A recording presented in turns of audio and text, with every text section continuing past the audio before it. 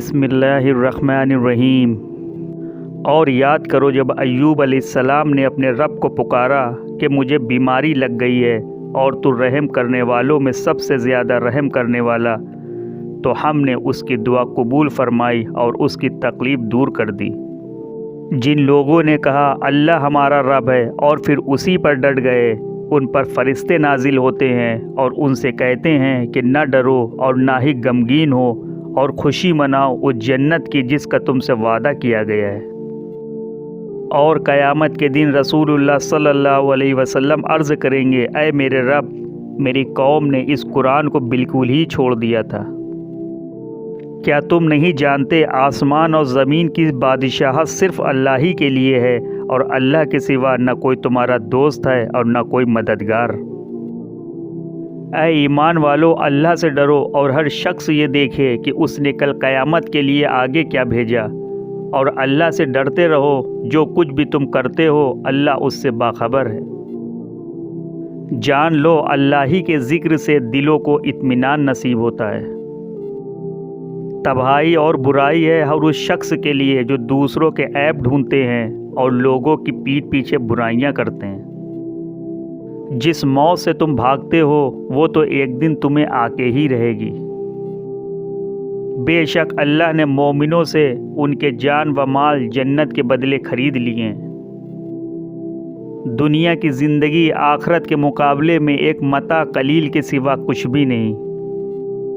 वो दुनियावी ज़िंदगी के सिर्फ ज़ाहिरी रुख को जानते हैं और आखरत के बारे में उनका हाल ये है कि वो उससे बिल्कुल गाफिल हैं।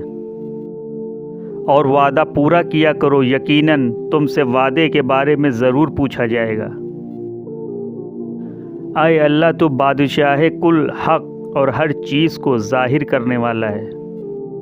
मुझे अल्लाह ही काफ़ी है, उसके सिवा कोई माबूद नहीं। मैंने उस पर भरोसा किया और वही अर्श अज़ीम का मालिक है। यकीनन मेरा रब मेरे साथ है, वो मुझे राह बताएगा।